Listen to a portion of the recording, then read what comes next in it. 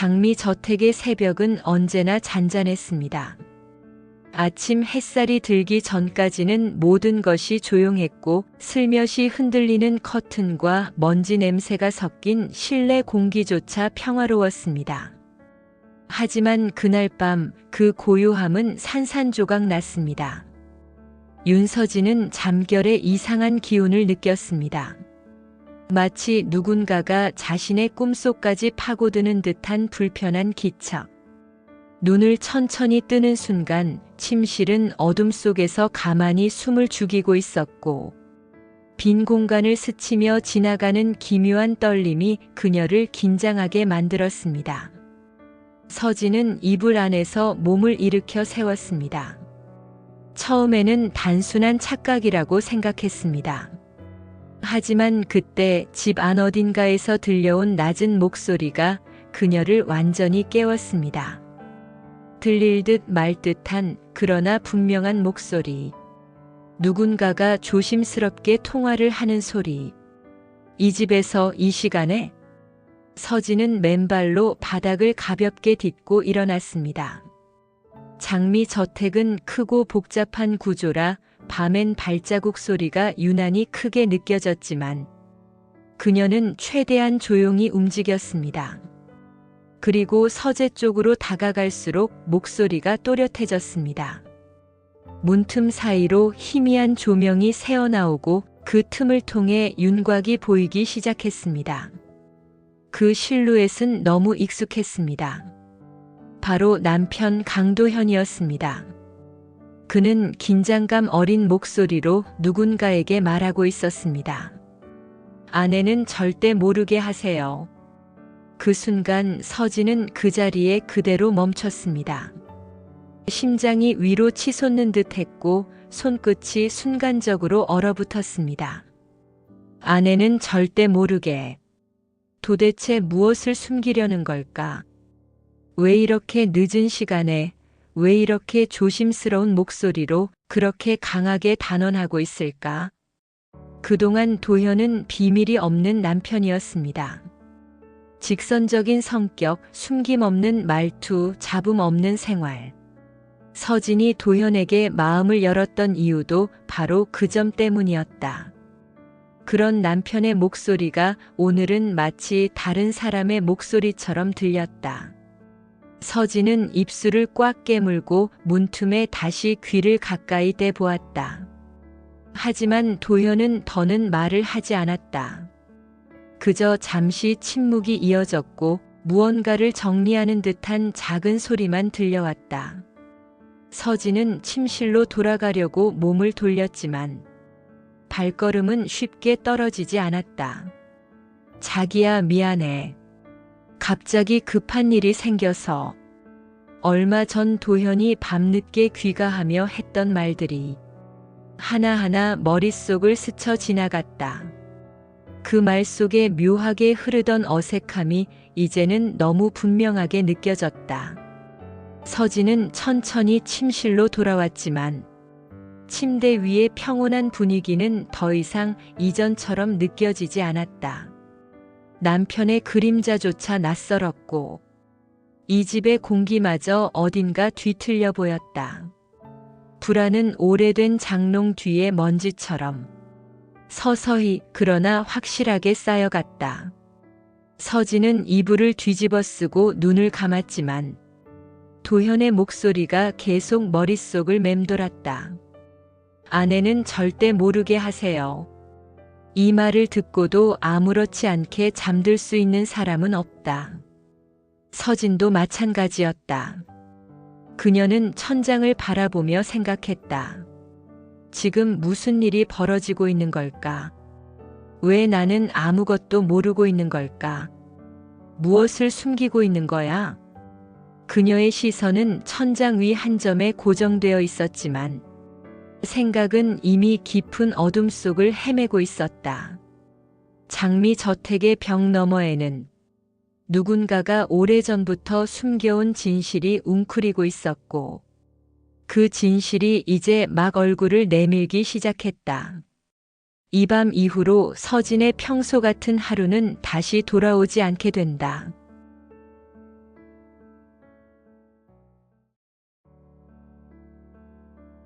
아침 햇살이 천천히 장미 저택의 창문을 두드리던 그날, 식탁 위에는 언제나처럼 잘 차려진 아침상이 올려져 있었다. 하지만 그 평온한 식탁에서 아무 일도 없던 사람처럼 웃을 수 있는 사람은 이제 서진 혼자뿐은 아니었다. 강도현은 말끔한 셔츠에 넥타이를 매고 신문을 넘기고 있었다. 겉모습만 보면 아무 문제도 없는 가장이었다. 하지만 서진의 눈에는 작은 것 하나하나가 어색하게 느껴졌다. 신문을 넘기는 속도, 커피를 마신 뒤 컵을 내려놓는 습관, 질문을 피할 때 짧게 뜨는 눈동자까지. 어제 늦게까지 일했어? 서진은 최대한 평범한 톤으로 물었다. 요즘 좀 정신없어. 도현은 늘 하던 것처럼 짧게 대답했다. 눈은 신문에서 떨어지지 않았다. 평소 같으면 대수롭지 않게 넘어갔을 말들이 오늘따라 유난히 걸렸다. 서진은 숟가락을 내려놓고 잠시 도현의 옆 얼굴을 바라보았다. 이 사람을 10년 동안 곁에서 지켜보며 살아왔는데 오늘은 묘하게 낯설었다. 한 지붕 아래 살며 같은 침대에서 잠들면서 정작 서로의 마음을 다 알지 못한다는 사실이 갑자기 실감났다. 도현이 출근을 위해 서둘러 집을 나가자 저택 안은 금세 조용해졌다. 그 고요 속에서 서진의 머릿속에는 새벽에 들었던 한 문장이 계속 떠올라 사라지지 않았다. 아내는 절대 모르게 하세요. 무언가에 이끌리듯 서진의 발걸음은 서재로 향했다. 문을 열자 익숙한 나무 냄새와 잉크 냄새가 났다. 책장 사이로 햇살이 희미하게 스며들고 있었지만 오늘은 그 빛이 왠지 차갑게 느껴졌다. 책상 옆 벽에 붙어 있는 작은 금고. 서진은 그 앞에서 한참을 서 있었다. 열지 말아야 한다는 목소리와 지금 열지 않으면 안 된다는 목소리가 마음속에서 부딪혔다. 그녀는 결국 두 번째 목소리를 선택했다. 손끝이 기억하고 있는 숫자가 있었다. 결혼 초 도현이 농담처럼 말했던 생일 조합, 추억이라며 장난 삼아 눌러보던 그 비밀번호. 설마 지금도 그대로일까 싶으면서도 희미한 기대와 두려움이 섞여 있었다. 4번의 버튼 소리가 조용히 울리고 잠금 장치가 풀리는 소리가 났다. 철컥. 문이 열리자 서류 냄새가 진하게 올라왔다. 안에는 각종 계약서, 오래된 봉투들이 차곡차곡 쌓여 있었다. 서진은 떨리는 손으로 종이들을 옆으로 제치다가 얇은 흰 봉투 하나를 발견했다. 그 봉투는 다른 서류들 사이에 어색하게 끼워져 있었다. 특정한 제목도 표시도 없었다. 서진은 숨을 한번 고르고 봉투를 열었다. 그 안에서 사진 한 장이 미끄러져 떨어졌다. 바닥에 놓인 사진을 보는 순간 서진은 그대로 얼어붙었다. 사진 속에는 한 여자가 서 있었다. 머리를 묶어 넘긴 모습, 옆으로 살짝 기울어진 고개, 입가에 은근한 미소. 어딘가에서 본 얼굴 같았다. 아니, 너무나 익숙했다. 그 여자는 서진과 닮아 있었다. 눈매, 코의 라인, 턱선, 웃을 때 올라가는 입꼬리까지. 같은 옷을 입혀놓고 머리카락을 조금만 다르게 손질하면 누가 누군지 헷갈릴 정도였다. 하지만 분명 서진 자신은 아니었다. 이런 사진을 찍은 적도 이런 장소에 서본 적도 없었다. 허리를 숙인 채 사진을 들고 올리는 동안 서진은 숨 쉬는 것조차 잊고 있었다. 사진을 뒤집어 보니 뒷면에 알파벳 한 글자가 적혀 있었다. R. 단순한 글자 하나. 하지만 그 글자가 서진의 온몸을 서늘하게 만들었다. 누군가가 일부러 남겨놓은 흔적 같았다. 혹은 자신 말고 다른 누군가를 가리키는 표식처럼 보였다. 이 여자는 누구지? 왜 이렇게 나랑 닮았지? 왜 도현의 금고 안에 있는 걸까? 질문이 꼬리를 물고 이어졌다. 이해할 수 없는 상황 앞에서 사람의 상상은 늘 최악을 먼저 떠올린다. 혹시 불륜 상대로 자신과 닮은 여자를 찾아 만나는 걸까? 혹은 과거에 만났던 여자와 자신이 비슷해서 그녀를 떠올리며 결혼한 걸까? 아니면 말도 안 되는 생각이지만 이 여자가 진짜 아내였고 자신이 대신 들어온 걸까? 서진은 스스로의 상상이 헛소리라는 걸 알고 있었다. 그럼에도 불구하고 사진 속 여자와 금고 그리고 새벽의 통화가 하나의 줄로 묶이면서 머릿속에 지독하게 불길한 그림을 그려내기 시작했다. 금고를 닫는 손이 떨려 문짝이 한 번 더 부딪히며 소리를 냈다. 서진은 흠칫 놀라 주변을 둘러보았다. 누가 보고 있을 것만 같았다. 하지만 저택은 조용했다. 그녀는 사진을 가슴께로 끌어안듯 쥐고 서재를 나왔다. 복도 끝 창문 너머 장미 정원이 보였다.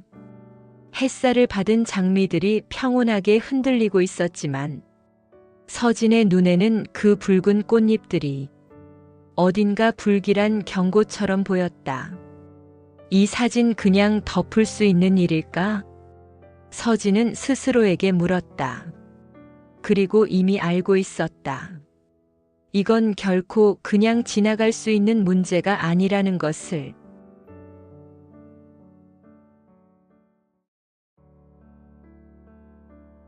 그날 이후로 서진의 일상은 조금씩 삐걱거리기 시작했다. 겉으론 아무 일도 없는 척 웃었지만 머릿속에서는 계속해서 사진 속 여자의 얼굴이 떠올랐다. 식탁에서 거실에서 침실에서 어디에서든 도현의 얼굴과 사진 속 얼굴이 겹쳐졌다가 다시 갈라지는 장면이 반복됐다. 도현의 귀가 시간도 미묘하게 달라졌다. 예전엔 늦어도 11시 전에 들어오는 편이었는데 요즘은 자정을 넘기는 일이 잦았다. 연락도 짧았다. 회의가 길어질 것 같다. 거래처 사람들하고 있다. 늘어놓는 핑계는 비슷했고 말투는 건조했다. 어느 날 밤 서진은 거실 시계를 멍하니 바라보다가 문득 한 가지 결심을 하게 됐다. 오늘은 그냥 넘기지 말자. 그날 저녁 도현은 또 늦는다고 미리 메시지를 보냈다. 서진은 일부러 답장을 늦게 보냈고 대신 차 키를 챙겼다. 도현의 차가 저택 앞을 벗어나는 순간 서진은 약간 거리를 두고 조심스럽게 뒤를 따랐다. 밤거리는 희미한 가로등 불빛과 가끔 지나가는 차의 헤드라이트로 채워져 있었다. 와이퍼가 한 번씩 유리창을 훑을 때마다 시야에 비치는 도현의 차가 흐릿했다가 다시 선명해졌다. 서진의 손은 핸들을 잡고 있었지만 손가락 끝에는 힘이 들어가지 않았다. 땀이 배어나왔고 심장은 계속해서 규칙적이지 않게 뛰어댔다. 도현의 차는 회사 방향이 아닌 도심을 벗어난 작은 골목으로 서서히 방향을 틀었다. 여기저기 낡은 간판들이 매달려 있고 늦은 시간에도 불이 켜진 술집들이 줄지어 서 있는 곳. 그곳은 서진이 한 번도 와본 적 없는 거리였다. 회사 일이라면서 왜 이런 데로 와? 차는 오래된 3층짜리 건물 앞에 멈췄다. 건물 2층 창문 너머로 희미한 조명이 새어나왔다. 간판에는 낡은 글씨로 로즈힐 스튜디오라고 적혀 있었다. 사진관인지 연습실인지 알 수 없는 애매한 이름. 그러나 그 이름은 이상하게도 도현의 금고에서 발견한 사진과 겹쳐 보였다. 장미 그리고 비밀. 도현이 차에서 내렸다. 서진은 급히 허리를 숙여 창 아래로 몸을 숨겼다. 도현은 주변을 두리번거리더니 익숙한 듯 건물 안으로 사라졌다. 몇 분 후 서진은 조심스럽게 차문을 열고 밖으로 내려섰다. 발밑에서 시멘트 바닥의 싸늘한 온도가 느껴졌다. 그녀는 숨을 최대한 죽이며 건물 안으로 이어지는 계단을 올라갔다. 2층 복도에는 조용한 음악 소리가 희미하게 흘렀다. 조명이 일부러 낮게 줄여져 있었다. 문 하나가 반쯤 열려 있었고 그 틈으로 빛이 새어나왔다. 서진은 문 옆 벽에 등을 붙이고 천천히 고개를 돌렸다. 그리고 그 순간 그녀의 시간은 잠시 멈추었다. 작은 스튜디오 안 흰 배경막 앞에서 강도현이 한 여자를 끌어안고 있었다. 도현의 얼굴은 늘 집에서 보여주던 것과는 전혀 다른 표정을 하고 있었다. 미안함도 의무감도 책임감도 없는 표정. 오로지 죄책감과 묘하게 이끌리는 감정이 뒤섞인 표정이었다. 그리고 그에게 안긴 여자. 그 여자가 고개를 조금만 돌려도 얼굴 선이 뚜렷하게 보였다. 조명 아래서 윤곽이 강조되면서 그 얼굴은 지나치게 익숙하게 느껴졌다. 서진은 문틈 너머로 보이는 그 얼굴에 숨조차 제대로 쉴 수 없었다. 사진 속 여자. 금고에서 보았던 아이라고 적혀있던 그 여자였다. 하지만 사진 속보다 더 또렷했다. 살아 움직이는 그 여자의 표정과 눈빛이 오히려 더 서진과 닮아 보였다.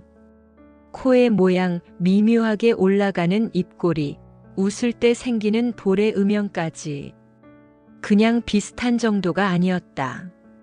마치 같은 어머니에게서 태어났다고 해도 믿을 만큼. 서진의 무릎에서는 힘이 빠져나갔다. 하지만 주저앉을 수도 없었다. 그녀는 벽을 짚고 가까스로 서 있었다. 그때 스튜디오 안에서 그 여자의 목소리가 들렸다. 오빠, 이제 언니한테 말해야 하는 거 아냐? 언니. 그 단어 하나가 서진의 귓속에서 이상하게 울렸다. 도현은 대답 대신 깊은 한숨을 내쉬었다. 지금은 안 돼. 서진이는 아직 준비가 안 됐어. 서진의 머릿속에서 생각들이 뒤엉켰다. 언니라고 부르는 여자, 자신을 닮은 얼굴, 새벽의 비밀 통화, 금고 속 사진. 이 모든 조각이 하나의 문장을 만들어내려 하고 있었다. 하지만 그 문장을 서진 자신이 먼저 입 밖으로 꺼낼 용기가 없었다.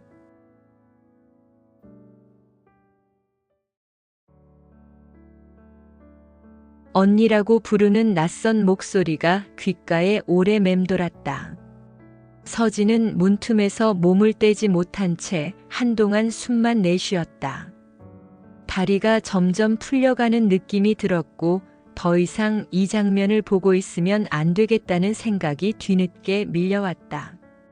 그녀는 조용히 뒤로 물러나 복도를 걸었다. 계단을 내려가면서 난간을 잡은 손이 흠뻑 젖어 있는 걸 그제야 깨달았다. 저택 밖으로 나가 차에 탄 후에도 시동을 걸면서도 머릿속에서는 방금 들었던 말들이 끊어지지 않았다. 언니한테 말해야 하는 거 아냐? 지금은 안 돼. 서진이는 아직 준비가 안 됐어. 언니, 준비. 마치 자신 말고 또 다른 세계에서 자신의 이름을 두고 누군가가 대화하고 있었던 것 같았다. 그날 밤 서진은 집에 돌아와도 아무 말도 하지 못했다. 도현이 늦게 들어온다는 메시지를 보내왔지만 이제 그런 말에 답장을 할 필요조차 느끼지 못했다. 침대에 앉아 있다가 그녀는 문득 한 사람을 떠올렸다. 어머니. 오랜 시간 병원에 입원해 있는 어머니는 가끔 과거 이야기를 꺼내다가도 유독 어떤 부분이 나오면 말을 얼버무리곤 했다. 그때는 참 복잡했지 뭐. 그 말 뒤에 숨겨진 이야기가 있다는 걸 서진은 알면서도 굳이 묻지 않았었다. 하지만 오늘만큼은 달랐다. 자신을 쏙 빼닮은 여자가 자기 남편의 품 안에서 언니라는 말을 입에 올리는 걸 본 뒤로는 더는 모른 척할 수 없었다. 다음 날 서진은 병원으로 향했다. 병실 문을 열자 어머니는 창밖을 멍하니 보고 있다가 서진을 보고 미소를 지었다. 왔구나, 우리 진이. 평소 같으면 앉아서 이런저런 안부를 나눴겠지만 오늘은 시간이 많지 않다고 느껴졌다. 서진은 의자에 앉자마자 머뭇거리지 않고 물었다. 엄마, 나 말고 엄마한테 다른 아이가 있었어? 어머니의 미소가 서서히 굳어갔다. 어깨가 미묘하게 떨렸고 손가락이 이불 위에서 움찔거렸다. 갑자기 그게 무슨 소리야? 대답해줘. 나 알아야 할 것 같아. 어머니는 한동안 말이 없었다. 병실 안에는 산소 포화도 측정기와 기계음만 작게 울렸다. 그리고 얼마 후 어머니는 피곤한 눈을 감은 채 아주 조용히 말했다. 예전에 내 아버지가 잠깐 다른 사람을 만난 적이 있었지. 그 여자와 사이에 아이가 하나 있었어. 그 말은 서진이 상상하던 여러 가능성 중에서도 가장 듣고 싶지 않은 대답이었다. 그 아이는 어떻게 됐어? 어릴 때 입양됐다고 들었다. 그게 마지막이었어. 그 뒤로는 우리도 내 아버지도 그 아이 이야기를 입 밖에 꺼낸 적이 없지. 서진은 등줄기를 타고 식은땀이 흘러내리는 걸 느꼈다. 사진 속 여자, 스튜디오에 있던 여자, 언니라고 부르던 목소리. 입양. 사라진 아이. 어머니는 떨리는 눈으로 서진을 바라보며 덧붙였다. 왜 그러니? 무슨 일 있는 거야? 서진은 입술을 깨물었다. 말하고 싶었다. 사진과 스튜디오와 그 여자를. 하지만 모든 걸 한꺼번에 털어놓는 순간 무언가 돌이킬 수 없는 선을 넘게 될 것 같은 두려움이 목을 꽉 막았다. 아니야. 그냥 문득 생각나서. 거짓말처럼 들리는 걸 서진 자신도 알고 있었다. 하지만 그것 말고는 선택지가 없었다. 병원을 나오는 길 복도 끝에서 누군가 서진을 바라보고 있었다. 머리를 단정히 묶어내린 젊은 여자. 낯설지만 어디선가 본 것 같은 얼굴. 그녀는 먼저 다가와 인사를 건넸다. 언니. 그 한마디에 서진의 심장이 멎는 듯 했다. 우리가 어디서 만난 적이 있나요? 서진이 겨우 목소리를 냈다. 이제 처음 정식으로 인사드리네요. 여자는 부드럽게 웃었다. 저 윤희라예요. 어머니께 들었어요. 언니가 저를 찾고 있다고. 희라. 성을 듣는 순간, 그리고 어머니를 언급하는 그 말투를 듣는 순간 모든 조각이 끼워 맞춰지는 듯 했다. 희라는 자연스럽게 서진 옆을 걸으며 말했다. 사실 좀 더 빨리 찾아뵙고 싶었는데 엄마 아니, 이제 뭐라고 불러야 할지 잘 모르겠네요. 아무튼 그분이 준비가 될 때까지 기다리라고 하셔서요. 서진은 그 말을 들으며 목 뒤가 서늘해지는 걸 느꼈다. 어머니는 조금 전까지 입양된 아이와 연락이 끊겼다고 했다. 그런데 희라는 어머니를 그분이라고 부르며 마치 오래전부터 알고 지낸 사람처럼 이야기하고 있었다. 둘 사이에는 분명히 서진이 모르는 또 다른 시간이 있었다. 희라는 계단 앞에서 멈춰 서며 말했다. 언니, 나는 그냥 늦게 돌아온 가족이라고 생각하고 싶은데 언니는 어떠세요? 질문 하나가 공기 중에 오래 떠돌았다. 서진은 대답 대신 그녀의 얼굴을 똑바로 바라보았다. 눈빛, 표정, 미소의 기울기. 역시나 너무 닮아 있었다. 피를 나누지 않았다면 절대 설명할 수 없는 정도로. 그러나 이상한 건 이 닮음이 전혀 반갑지 않다는 사실이었다. 그날 밤 서진은 장미 저택 거실에 혼자 앉아 있었다. 희라는 자신을 동생이라고 했고 어머니는 입양된 아이가 있었다고 고백했다. 그리고 남편의 금고 속 사진, 스튜디오에서의 포옹. 모든 게 뒤엉켜 하나의 결론으로 향해 가는 것 같았다. 하지만 그 결론은 서진이 감당하기엔 너무 잔인해 보였다.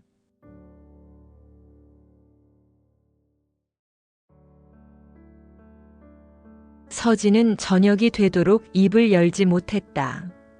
장미 저택의 넓은 거실은 고급 가구와 장식품으로 가득 차 있었지만 오히려 그 때문에 더 공허했다.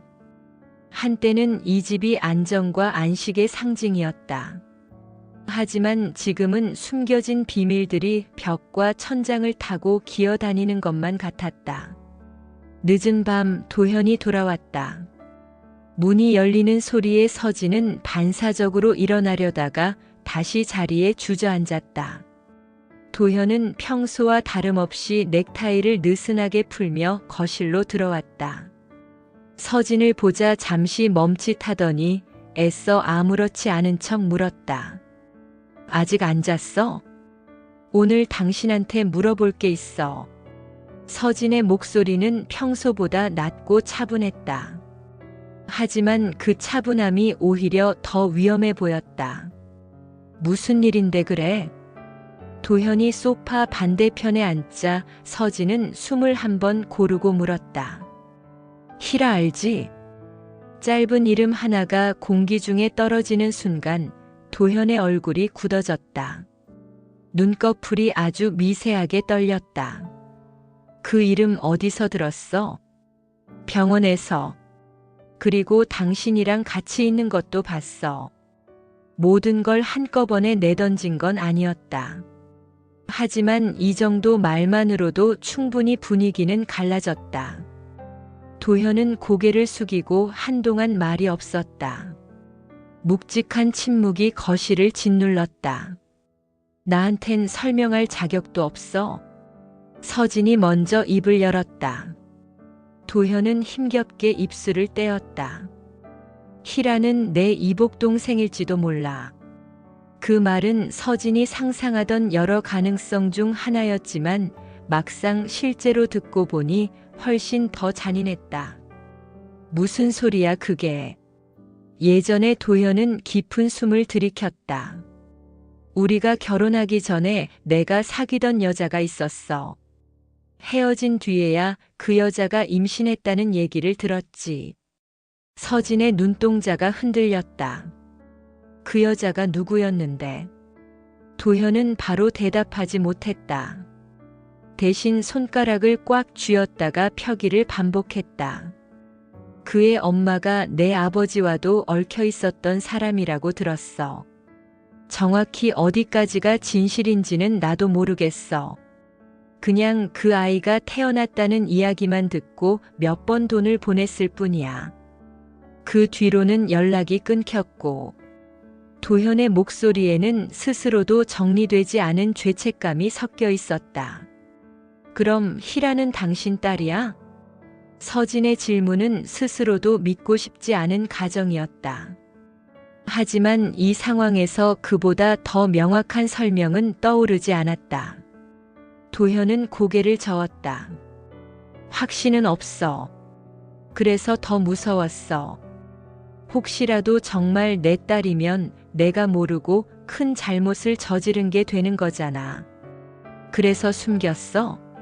나한테 말도 안 하고 멀쩡한 얼굴로 같이 밥 먹고 자고 웃고 그러면서 뒤로는 그 여자 만나러 나간 거야? 서진의 목소리가 높아졌다. 눈가엔 눈물이 맺혔지만 그녀는 울지 않으려고 애썼다. 난 처음엔 그냥 책임감 때문에 도와주려고 했어. 근데 어느 순간 그 애가 자꾸 널 닮아 보이더라. 처음엔 착각이라고 생각했어. 근데 사진을 보고 실제로 마주치니까 도저히 내 옆에서 평범하게 있을 자신이 없었어. 도현의 고백은 변명과 진심 사이 어딘가에 있었다. 그의 말 속에는 배신과 죄책감, 두려움이 뒤섞여 있었다. 그럼 나한텐 뭐였어? 당신 옆에 있는 내내 당신 머릿속에는 다른 여자가, 다른 아이가 있었던 거야? 아니야, 서진아. 넌 내 인생에서 유일하게 제대로 지키고 싶었던 사람이야. 그래서 더 말을 못했어. 희라 얘기를 꺼내는 순간 너를 잃게 될 것 같아서. 도현의 말에 서진은 헛웃음이 나왔다. 지키고 싶어서 숨겼다고? 그게 지키는 거야? 내가 언제 진실 말해달라고 했지 거짓말하라고 했어? 둘 사이의 거리는 불과 몇 걸음밖에 되지 않았지만 이미 서로 닿을 수 없는 곳까지 멀어져 있었다. 잠시 뒤 서진은 한마디를 더 던졌다. 희라, 언니라고 부르더라. 도현의 얼굴이 굳었다. 그럼 이미 다 본 거네. 스튜디오에서 당신이 안고 있는 것도 봤어. 도현은 더 이상 말을 잇지 못했다. 손으로 얼굴을 감싸쥐며 천천히 몸을 숙였다. 서진은 자리에서 일어나 한 발짝 물러섰다. 나 당신이랑 어디까지 같이 갈 수 있는지 이제 잘 모르겠어. 그 말은 선언처럼 혹은 마지막 경고처럼 공기 속에 남았다.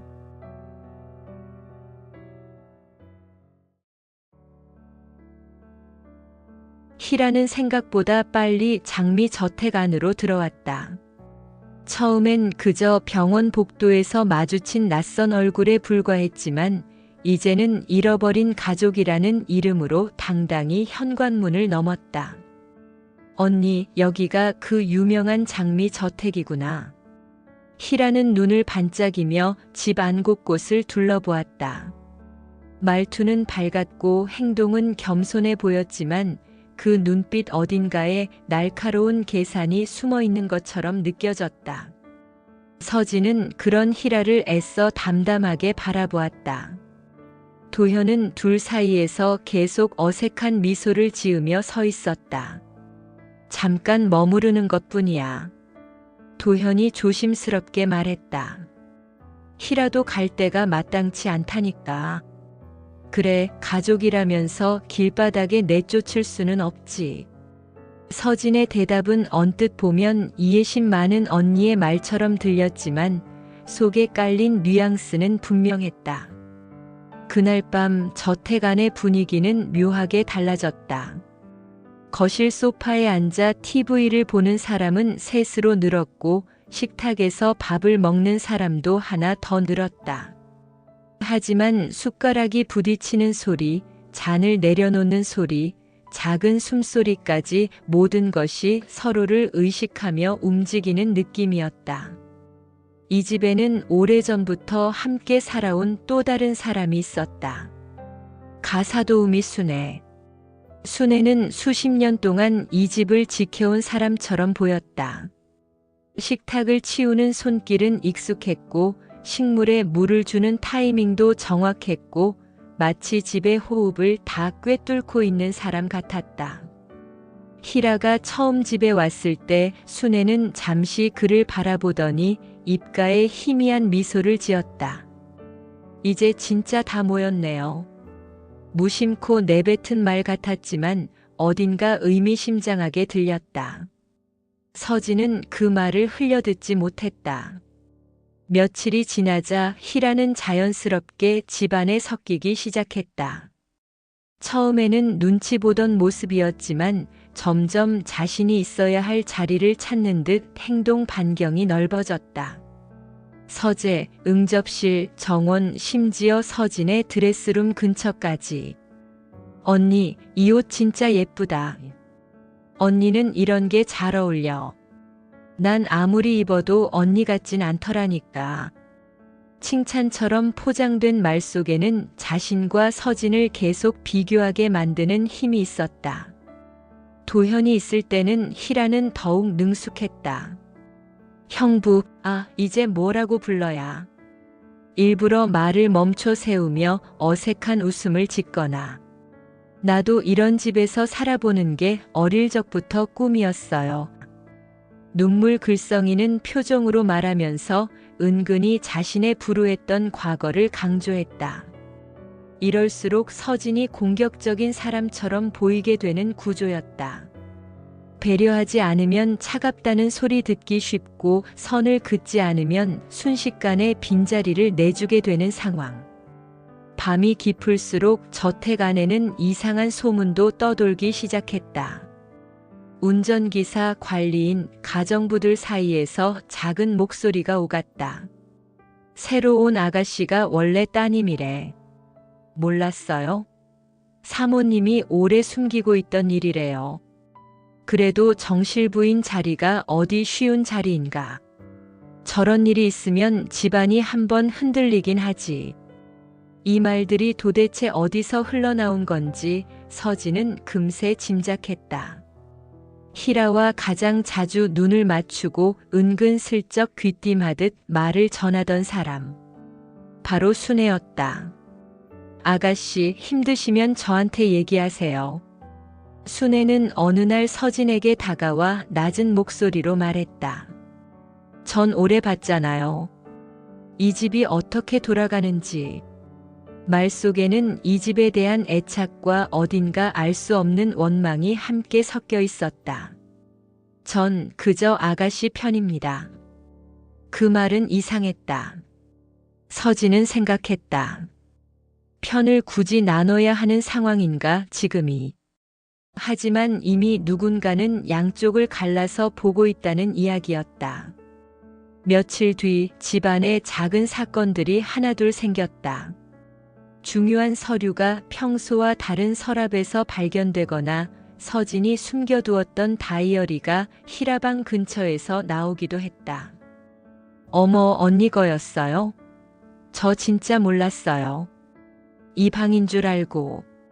희라는 매번 당황한 얼굴을 했지만 눈빛은 전혀 당황하지 않은 사람처럼 차분했다.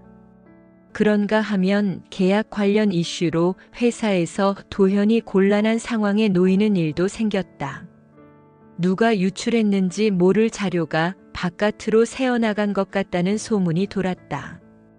도현은 점점 예민해졌고 서진과의 대화도 줄어들었다.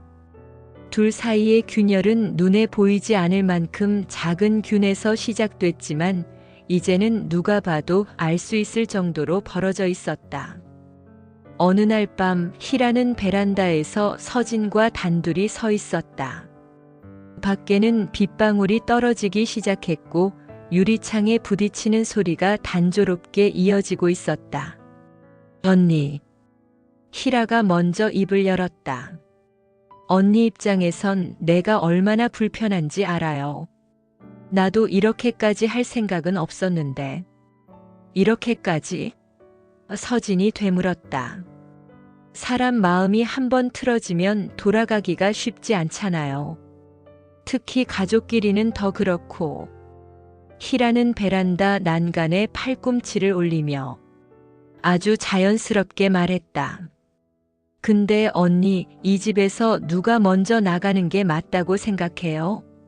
무슨 소리 하고 싶은 거야? 그냥 솔직하게 말해봤으면 해서요. 나는 여기 오래 머물 생각이거든요. 그 말은 선전포고나 다름없었다. 희라는 마지막으로 아주 작게 그러나 분명하게 덧붙였다.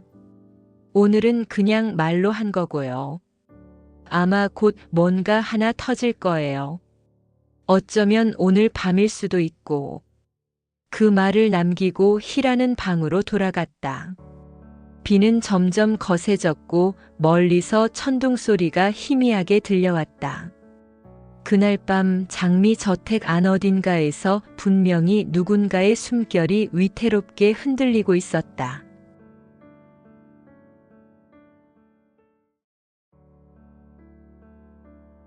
밤이 깊을수록 장미 저택의 공기는 더 무거워졌다. 희라가 들어온 뒤로 이 집은 늘 누군가의 숨소리, 누군가의 속삭임에 잠식된 것 같았다. 말하지 않아도 서로를 의심하는 눈길이 공기 속을 떠다녔다. 서진은 더 이상 감으로만 버틸 수 없다고 느꼈다. 사진, 스튜디오, 병원 복도, 어머니의 고백, 희라의 웃음. 이 모든 것들이 하나로 이어져 있다는 사실은 분명했지만 중간에 빠진 조각이 있었다. 그래서 서진은 결국 서류와 기록을 뒤지기 시작했다.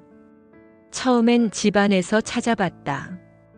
아버지의 서류 보관용 서랍, 오래된 앨범, 가계부 같은 것들. 하지만 희라의 이름은 어디에서도 명확히 찾아볼 수 없었다. 출생신고가 되어 있다면 어딘가 공적인 기록에 남아 있어야 했다. 서진은 변호사에게 조심스레 도움을 요청했다.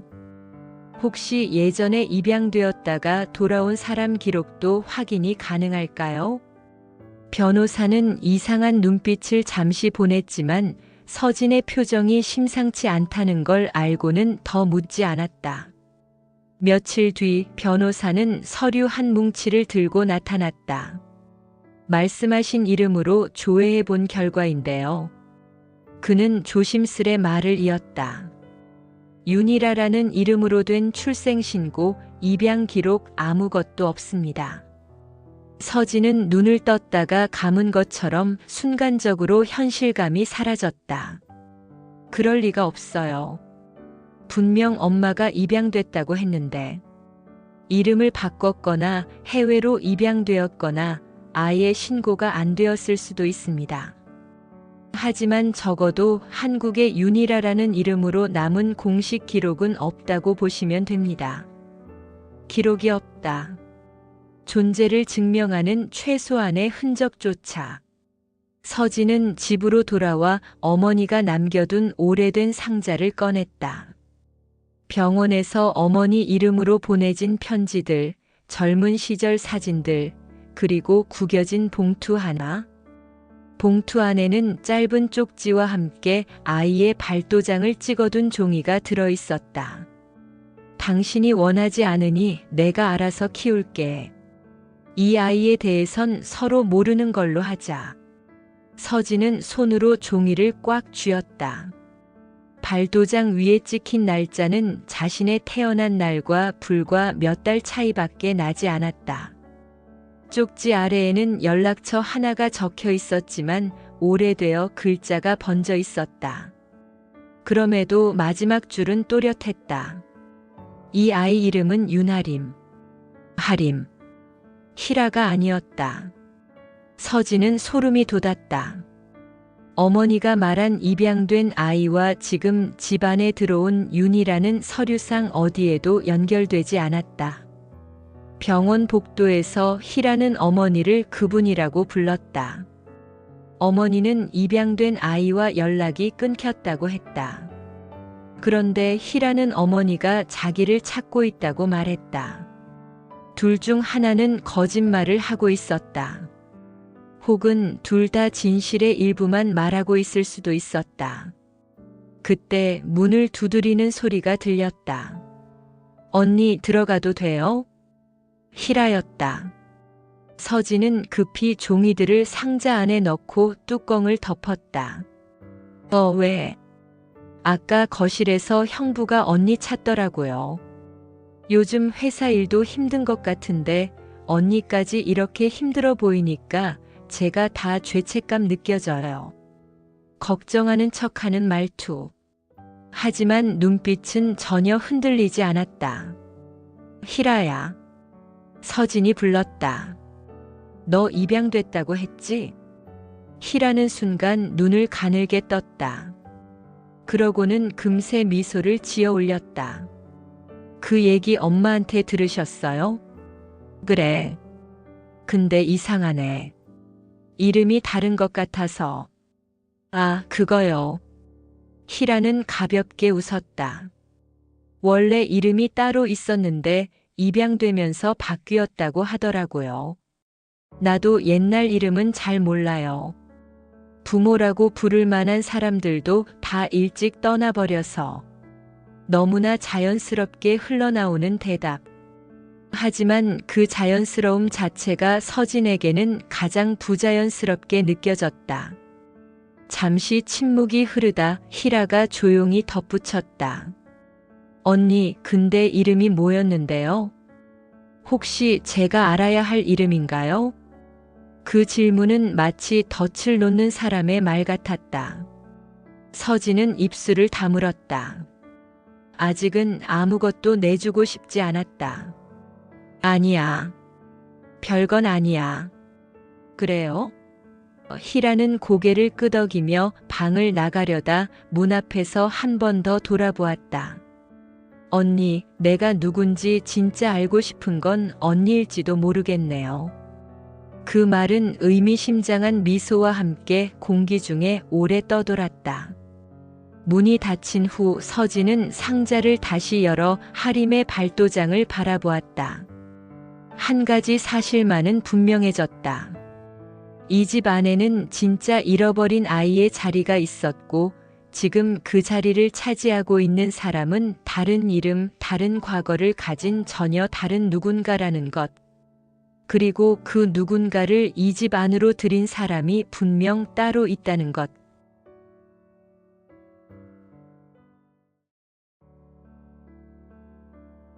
의심의 화살은 점점 한 사람을 향해 모여들었다. 눈에 띄지 않게 늘 조용히 늘 한 발짝씩 물러나 있는 사람. 가사도우미 순애. 이 집의 사정을 누구보다 오래, 누구보다 깊이 지켜봐온 사람. 아버지와 어머니의 관계, 그 사이에 끼어 있던 여자들, 집안에서 벌어진 파국들까지. 서진은 어느 저녁 일부러 모두가 잠든 시간을 골라 주방으로 내려갔다. 설거지 소리 대신 세제를 닦아내는 부드러운 물소리가 들렸고 그 옆에는 순애가 서 있었다. 늦게까지 수고 많으시네요. 서진이 말을 걸자 순애는 고개를 들었다. 아가씨가 내려오실 줄은 몰랐네요. 잠이 안 와서요. 차나 한 잔 마시려고. 제가 가져다 드리겠습니다. 순애가 리드미컬한 손놀림으로 컵을 닦으며 말했다. 이 집에서 오래 계셨죠? 서진이 무심한 척 물었다. 그렇죠. 아가씨 어렸을 때부터 봤으니. 그럼 아버지 일도 그분들 얘기도 다 알고 계시겠네요. 순애의 손이 잠시 멈췄다. 물방울이 컵 가장자리에 매달린 채 떨어지지 않았다. 집은 말이 없지만도 기억은 하고 있죠. 순애는 천천히 말했다. 어떤 사랑이 있었는지, 어떤 버림이 있었는지. 서진은 그 말을 듣는 순간 오래전 들었던 소문 하나가 떠올랐다. 젊은 시절 아버지가 한 집안 여자를 건드렸다가 문제가 크게 났다는 이야기. 잠깐 떠돌다가 어느 순간 싹 사라진 그 소문. 순애 씨. 서진은 의자를 끌어와 맞은편에 앉았다. 혹시 아버지 때문에 힘든 일 겪은 적 있으세요? 순애는 크게 눈을 떴다. 곧바로 표정을 정리하려 했지만 그 순간적인 균열은 이미 서진의 눈에 들어왔다. 그게 무슨 말씀이세요? 순애가 웃었다. 저 같은 사람한테 그분이 눈길이라도 줬겠어요? 정말요? 서진은 시선을 거두지 않고 계속 바라봤다. 정말 한 번도 없었어요? 순애의 웃음이 서서히 사라졌다. 몇 초간의 침묵 끝에 그녀는 뒤를 돌아 주방 문이 닫혀 있는지 확인했다. 그리고 아주 낮은 목소리로 말했다. 한 번뿐이었어요. 그 한마디에 서진의 가슴이 내려앉았다. 젊었을 때 집에 일하러 처음 들어왔을 때였죠. 순애의 시선은 지금이 아닌 멀고 오래된 과거를 향하고 있었다. 그분은 늘 쉽게 손을 내밀었어요. 그리고 더 쉽게 손을 거둬갔죠. 버려진 뒤에 남는 건 상처뿐인데도 서진은 손을 꽉 쥐었다. 그때 아이도 있었어요? 순애는 대답 대신 쓴웃음을 지었다. 그 얘길 아가씨가 왜 묻는지 이제 알 것 같네요. 두 사람 사이에 정적이 흘렀다. 순애가 먼저 입꼬리를 올렸다. 그 미소는 지금까지 서진이 봐왔던 어느 미소보다도 차가웠다. 그래요.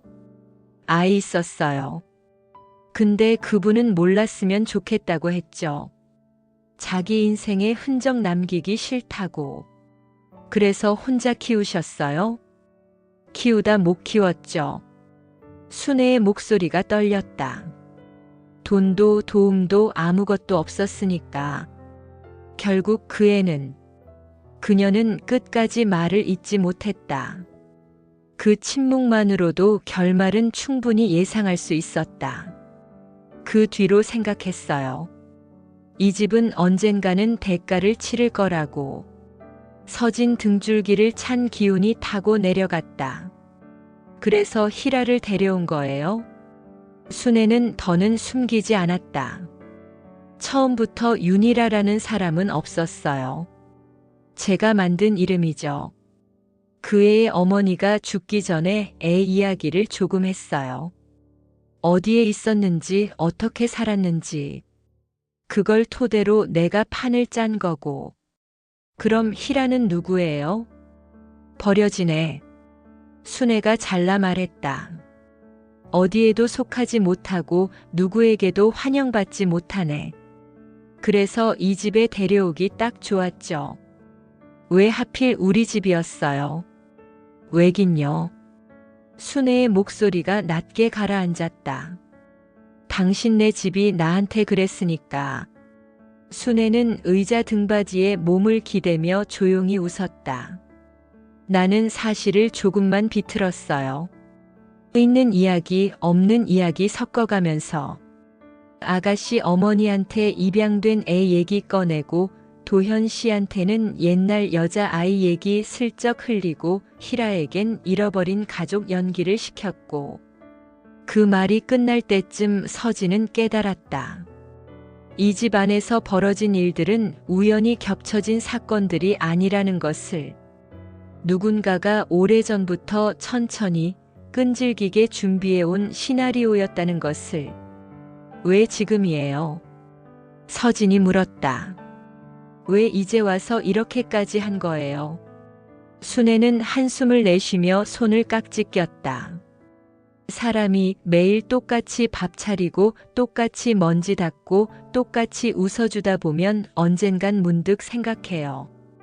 이게 내 인생의 전부인가? 근데 나는 알았거든요. 아니라는 걸. 누가 내 인생을 이렇게 만들었는지. 그녀의 눈빛에 차갑게 얼어붙은 분노가 비쳤다. 그래서 이 집을 한 번만이라도 무너뜨려 보고 싶었어요. 그리고 순애는 마지막으로 덧붙였다. 아가씨, 이 집이 무너지는 걸 가장 가까이에서 보는 사람은 언제나 가장 안쪽에 있는 사람이라는 거 알고 계셨나요? 그 말은 악의도 후회도 섞인 복잡한 진심처럼 들렸다.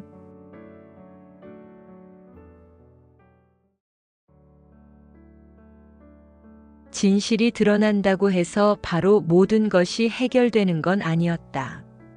오히려 진실은 더 큰 파장을 불러왔다. 서진은 순애의 고백을 듣고 곧장 도현에게 알렸다. 희라가 진짜 동생이 아니라는 사실, 그녀의 과거가 조작되어 있다는 정황, 그리고 그 판을 짠 사람이 바로 순애라는 사실까지. 도현은 처음엔 믿지 않으려 했다. 하지만 서류와 쪽지, 출생 기록의 부재, 희라가 난처해하던 대답들을 떠올리며 결국 고개를 떨궜다. 그럼 난 그는 힘없이 말했다. 그동안 자기 딸일지도 모른다고 생각하며 죄책감에 시달렸는데 누군가가 만들어낸 그림자한테 끌려다닌 거야. 당신만 그런 게 아니야. 서진이 차갑게 말했다. 우리 모두 같은 판 위에 있었던 거지. 문제는 이 사실을 어디까지 어떻게 꺼낼 것인가였다. 어머니에게, 희라에게, 그리고 순애에게. 그날 저녁 서진은 일부러 모두를 거실로 불러 모았다. 어머니는 휠체어에 앉아 있었고 도현은 옆에 서 있었다. 희라는 약간 긴장한 표정으로 소파 끝에 걸터 앉았다. 순애는 조금 떨어져 서서 상황을 지켜보고 있었다. 이 집 얘기를 한 번쯤 정리해야 할 것 같아서요. 서진이 입을 열었다. 언제까지 모르는 척하고 살 수는 없으니까. 어머니가 떨리는 목소리로 말했다. 무슨 말 하려는 거니, 진이야. 서진은 상자에서 꺼낸 하림의 발도장과 쪽지를 내보였다. 엄마, 이거 맞지? 엄마가 말한 입양된 아이. 어머니의 얼굴이 새하얗게 질렸다. 손이 떨려 종이를 제대로 잡지도 못했다. 그 아이 이름은 하림이야. 서진이 말했다. 희라가 아니고. 눈길이 한꺼번에 희라에게 쏠렸다. 희라는 잠시 얼어붙었다가 금세 표정을 정리했다. 그래서 그게 무슨 말이에요? 전 그냥 들은 대로 말했을 뿐인데. 누구한테 들었니? 서진이 물었다. 희라는 대답하지 못했다. 그때 순애가 부드럽게 나섰다. 제가 얘기했어요. 어머님이 예전에 아이를 입양 보냈다고. 서진은 순애를 노려보았다. 이름까지 말해주셨나요? 순애는 미소를 지으며 고개를 갸웃했다. 사람 기억이란 게 완벽하진 않잖아요. 제가 잘못 들었을 수도 있고. 아니야. 서진이 잘라 말했다. 이건 우연이 아니야. 순간 도현이 앞으로 나섰다. 이제 그만해. 그의 목소리는 낮았지만 단단했다. 희라, 너 솔직히 말해. 넌 누구야? 희라는 잠시 도현을 바라보다가 얕은 웃음을 흘렸다. 이제 와서 그게 중요한가요? 전 그냥 여기까지 흘러온 사람일 뿐인데. 여기까지 오게 누가 만들었니? 서진이 물었다. 희라는 대답 대신 옆에 서 있던 순애를 흘깃 바라봤다. 그 짧은 시선 교환만으로도 모든 관계가 드러났다. 어머니가 휠체어 위에서 몸을 떨었다. 순애야, 정말이니? 내가 이 모든 걸? 순애는 그제야 고개를 들었다. 더 이상 숨기려 하지 않는 눈빛. 네, 어머님. 그녀는 담담하게 말했다. 처음부터 이 집에 언젠가는 한 번 균열이 나야 한다고 생각했어요. 그래야 제가 버림받은 게 조금이라도 덜 억울할 것 같았거든요. 억울? 어머니가 속삭였다. 내가 어떤 대접을 받았다고 생각하는 거니? 필요할 땐 사람처럼 대해주고 버릴 땐 짐짝처럼 버리는 집이잖아요, 여기는. 순애의 목소리가 높아졌다. 그분은 늘 그랬어요. 당신도 아가씨 아버지도. 그래서 나도 한 번쯤은 이 집을 흔들 권리가 있다고 생각했어요. 말이 오가는 동안 공기 중의 긴장감은 극도로 팽팽해졌다. 희라는 더 이상 버티지 못하고 자리에서 벌떡 일어났다. 난 그냥 시키는 대로 했을 뿐이야. 그녀가 소리쳤다. 길바닥에서 살다시피 하던 나한테 가족이 되어줄 수 있다고 했고 이 집에 들어오면 내 인생이 달라질 거라고 했어. 그래서 온 것뿐이라고. 희라의 눈에서는 억울함과 절망이 뒤섞인 눈물이 흘렀다. 순간 거실 조명이 약하게 깜빡였다. 멀리서 번개 소리가 들려왔다. 폭풍이 다가오고 있었다. 그때 쾅 하는 소리와 함께 복도에서 유리 깨지는 소리가 났다. 누군가 서둘러 움직이는 듯한 발걸음, 헐떡이는 숨소리. 도현이 먼저 뛰어나갔다. 서진도 그 뒤를 따라 뛰었다. 복도 끝 계단 아래에는 깨진 꽃병과 울고 있는 희라가 있었다. 그녀의 손에는 어딘가에서 떼어온 듯한 서류 뭉치가 쥐어져 있었다. 가지마. 희라가 소리쳤다. 이 서류만 있으면 난 끝이야. 아무것도 아니게 된다고. 서류에는 희라의 과거 기록, 사기 전과 위조된 신분 자료들이 뒤섞여 있었다. 순애가 만들어준 것들. 희라는 뒷걸음치다가 계단 가장자리에 발을 헛디뎠다. 몸이 크게 흔들렸다. 조심해. 서진이 손을 뻗었다.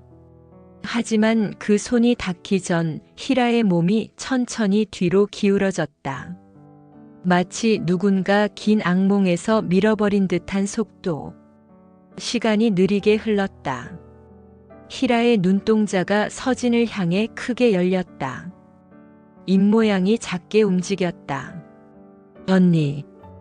다음 순간 계단 아래로 몸이 굴러 떨어지는 소리가 마치 집 전체를 울리는 듯 크게 퍼졌다.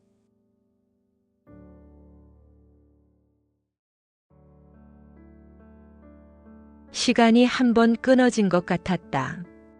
누군가의 비명, 발자국 소리, 구급차 사이렌, 의사의 빠른 발걸음.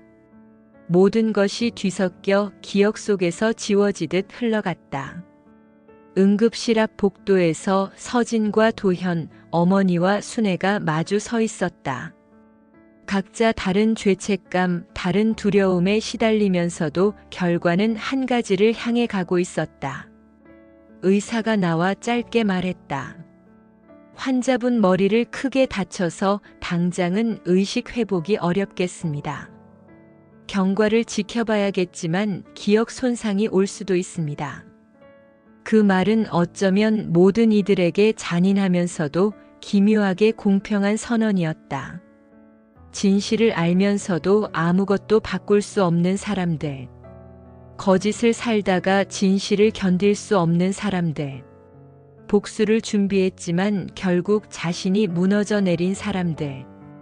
장미 저택으로 돌아온 밤 집안은 또다시 조용해져 있었다. 하지만 그 조용함은 처음의 평온과는 다른 종류였다. 폭풍이 지나간 뒤 폐허 위에 내려앉는 정막에 가까웠다. 어머니는 방으로 돌아간 뒤 문을 잠그고 한동안 나오지 않았다. 그 문 앞에서 서진은 한 번 서성였지만 결국 돌아섰다. 거실 한가운데 순애가 홀로 서 있었다. 그녀의 표정은 이상하리만큼 담담했다. 경찰에 얘기해야겠죠. 서진이 말했다. 네. 순애가 고개를 끄덕였다. 제가 한 일은 결코 가볍지 않으니까요. 근데 왜 마지막에는 희라를 막지 않았어요? 서진의 질문에 순애는 잠시 눈을 감았다가 떴다. 처음엔 그 아이를 도구로만 생각했어요. 그녀는 솔직히 말했다. 이 집을 흔들기 위한 하나의 조각. 근데 같이 살다 보니까 그 애가 너무 나갔더라고요. 나갔다는 게 누구에게도 온전히 사랑받지 못한 얼굴. 어디에 서 있어도 조금은 떠 있는 사람.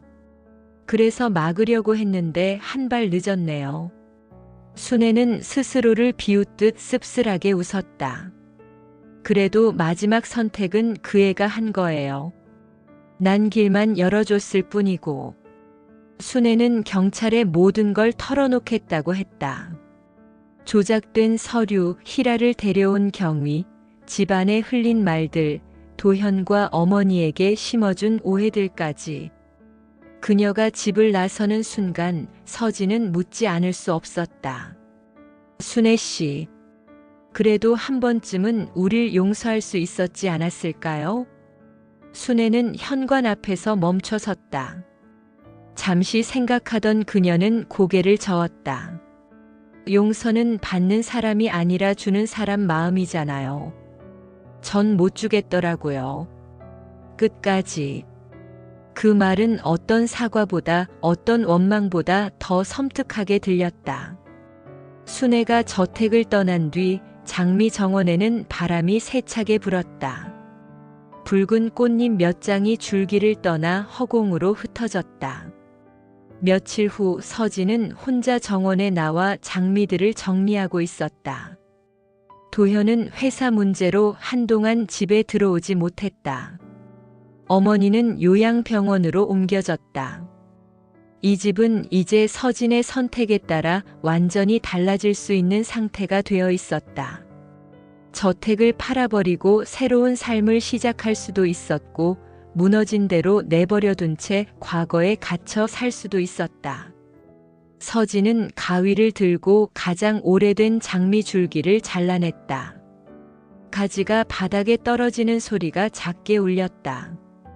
여기서 다시 시작하자. 서진이 혼잣말을 했다. 이 집은 누구의 복수도 누구의 거짓도 아닌 내 삶으로 채울 거야. 그녀는 오래된 가구들을 내보내고 벽지를 새로 바르고 불필요한 방을 닫았다. 희라가 사용하던 방은 문만 닫아두었다. 언젠가 그녀가 돌아올 수 있다면 그때 다시 열어주기로 마음먹었다. 도현은 한참 뒤에야 집으로 돌아왔다. 그의 눈 밑엔 깊은 그늘이 내려앉아 있었다. 여기 많이 달라졌네. 정리했어. 서진이 말했다. 우리가 다시 살 수 있는 만큼만 남기고. 두 사람 사이에는 아직 풀리지 않은 감정들이 많았다. 숨겨진 과거, 믿음의 흔들림, 지켜주지 못한 상처. 하지만 서진은 이제야 조금 알 것 같았다. 완벽한 용서가 아니어도, 완벽한 화해가 아니어도 무너진 자리 위에서 조금씩 다시 쌓아 올릴 수 있다는 것.